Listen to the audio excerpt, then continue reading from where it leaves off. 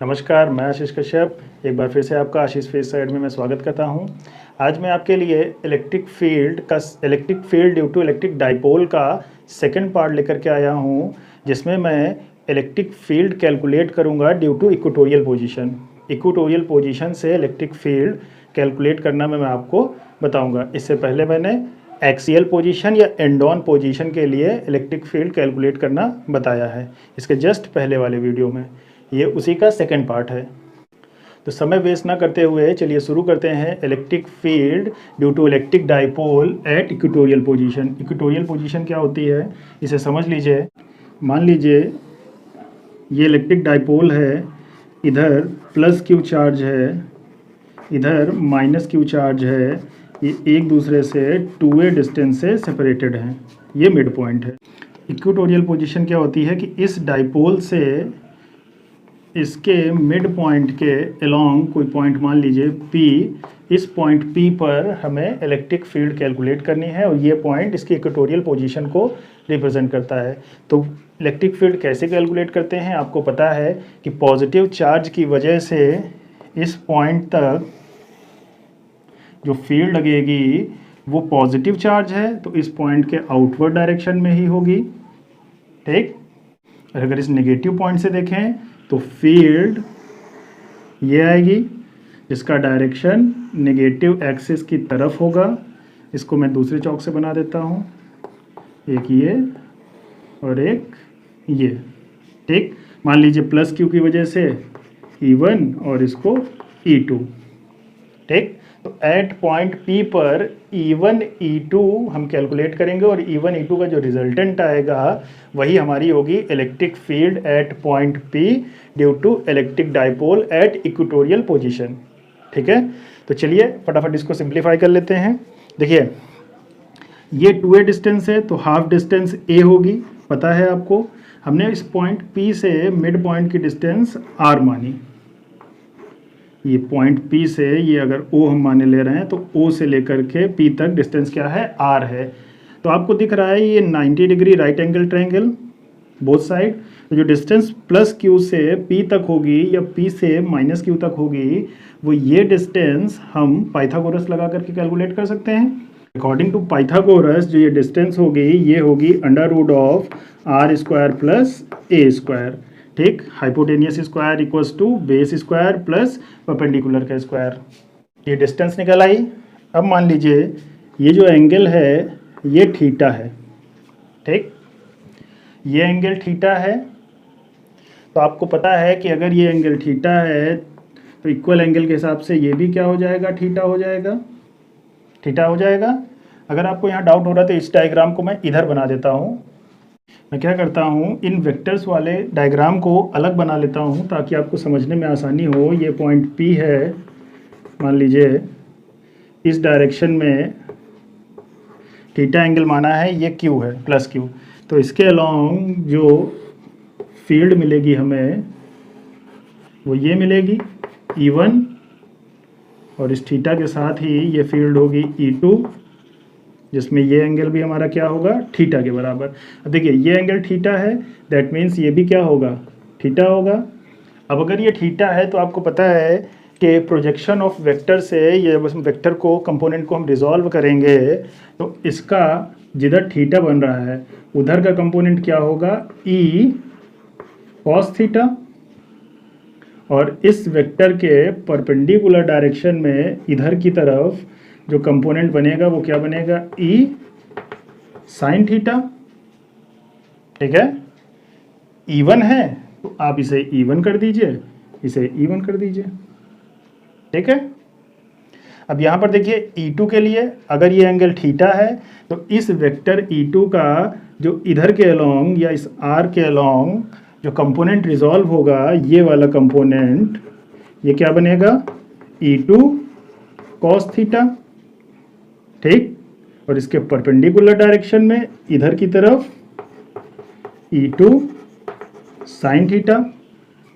तो E2 का component जो रिजॉल्व हुआ E2 sin थीटा इस डायरेक्शन में और E2 cos theta downward. E1 का जो कंपोनेंट रिजॉल्व हुआ E1 cos थीटा अपवर्ड और E1 sin थीटा इस डायरेक्शन में।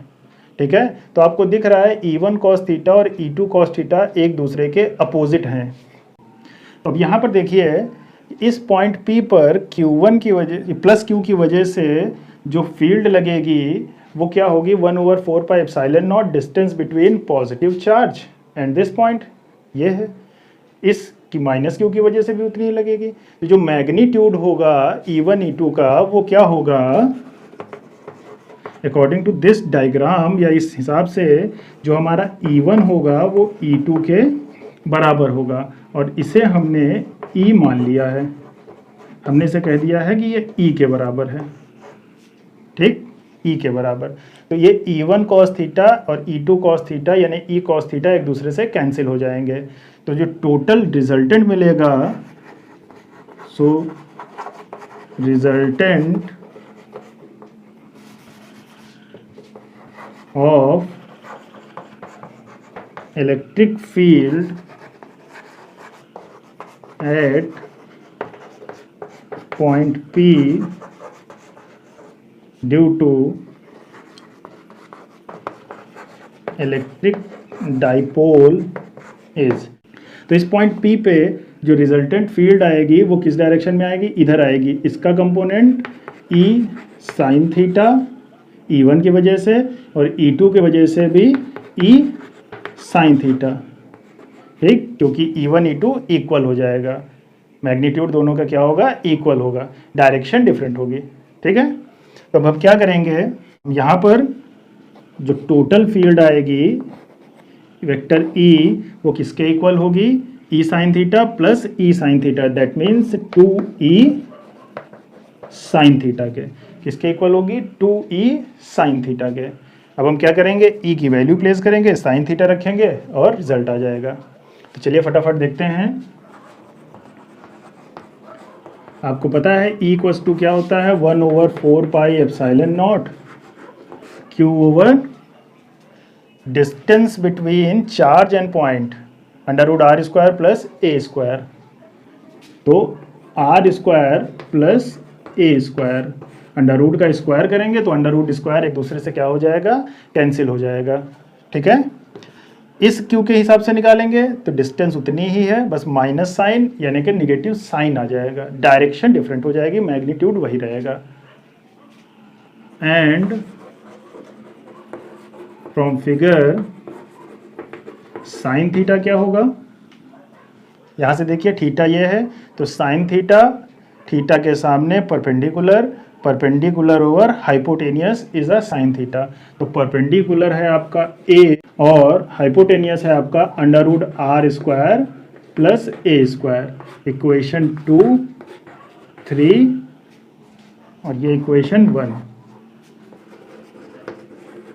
Using equation 2 and 3 in equation 1। चलिए फटाफट यहाँ इक्वेशन 1 में प्लेस करते हैं। इक्वेशन 1 में आपको दिख रहा है जो E आएगा at P, E at P क्या होगा, 2E साइन थीटा। वेक्टर है तो डायरेक्शन इस वेक्टर के हिसाब से आएगा, वेक्टर E के हिसाब से, और इस E को भी हम यहाँ कैलकुलेट करेंगे। पहले मैग्नीट्यूड निकाल लेते हैं। E एट P क्या होगा, 2 इंटू इस E की वैल्यू प्लेस करिए 1/4 pi epsilon naught Q over R square plus A square into sine theta, ये साइन थीटा को प्लेस करिए, A ओवर ये A है under root R square plus A square, ठीक। सबको सिंप्लीफाई कर लीजिए, सबको अरेंज कर लीजिए। जब सबको अरेंज करेंगे तो 1/4 पाई एप्सिलॉन नॉट अलग आ जाएगा, 2QA एक साथ ले लेंगे और अपॉन में R square plus A square की पावर 1 और R square plus A square की पावर हाफ, तो यानी कि R square plus A square की पावर 3/2 हो जाएगी। तो ये आपको EP मिल गया, E electric field at point P, ठीक। तो अभी हमने इसके पिछले वाले वीडियो में डाइपोल मोमेंट की बात की थी। डाइपोल मोमेंट क्या होता था, इन दोनों में से कोई एक चार्ज और इनके बीच की डिस्टेंस का मल्टीप्लिकेशन। तो इन terms of dipole moment, in terms of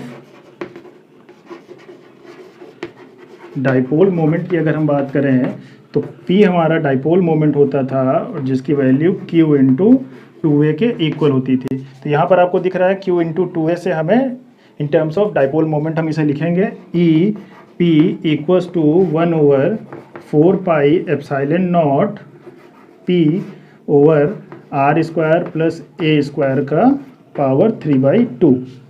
ठीक, तो ये हमें electric field at point P मिल गई। अब अगर हम बात करें इसके वेक्टर नोटेशन की, तो अगर ये एक वेक्टर क्वांटिटी है तो आपको डायरेक्शन दिख रहा है, डायरेक्शन किधर है, पॉजिटिव से निगेटिव की तरफ। बट अगर आपको याद होगा तो मैंने बताया था कि डाइपोल के केस में जो डायरेक्शन होता था डाइपोल मोमेंट का वो ऑलवेज निगेटिव टू पॉजिटिव होता था।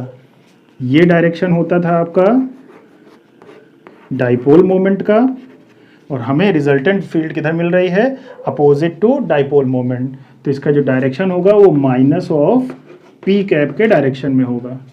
ठीक है, आई बात समझ में। एक केस और लगता है कि for small value of electric dipole या फॉर स्मॉल इलेक्ट्रिक डाइपोल, जब हम स्मॉल इलेक्ट्रिक डाइपोल लेंगे तो जो अप्रॉक्सीमेशन हमने पिछले वीडियो में भी लगाया था इसके फर्स्ट पार्ट में कि जो 2a है वो मच लेस देन r हो जाए। जब 2a much less than r हो जाए, अगर ये 2a की वैल्यू बहुत कम हो जाए इस r के रिस्पेक्ट में, तो जो हमारा a स्क्वायर का टर्म है वो बहुत छोटा हो जाएगा। तो a स्क्वायर टर्म क्या हो जाएगा, निगलेक्ट कर दिया जाएगा। शॉर्ट में लिखा मैंने, a स्क्वायर टर्म क्या हो जाएगा, निगलेक्ट हो जाएगा with respect to r square. तो यहाँ से a स्क्वायर गायब हुआ, r स्क्वायर की पावर 3/2, तो 2 1/2 दोनों कैंसिल, पावर 3 बचेगी। तो जो EP मिलेगा आपको, E at P for small dipole, वो मिलेगा 1/4 pi epsilon naught P over r square की पावर 3/2 से कैंसिल होकर के r क्यूब बचेगा। ठीक, अगर वेक्टर नोटेशन की बात करें तो ये वेक्टर होगा और ये वेक्टर लेंगे तो माइनस के हिसाब से यहाँ क्या आ जाएगा, माइनस साइन आ जाएगा। ठीक, माइनस साइन P कैप या माइनस P कैप। आई बात समझ में। तो ये एक छोटा सा electric field due to electric dipole का टॉपिक आज मैंने डिस्कस किया, सेकंड पार्ट डिस्कस किया। इसका फर्स्ट पार्ट मैं पिछले वीडियो में आपको डिटेल में समझा चुका हूँ। आई होप आपको समझ में आ जाना चाहिए दोनों क्वेश्चन। फिर भी अगर आपको कोई डाउट हो रहा है तो आप कमेंट सेक्शन में अपने डाउट प्लेस कर सकते हैं। ठीक है, तो बस आज के वीडियो में इतना ही।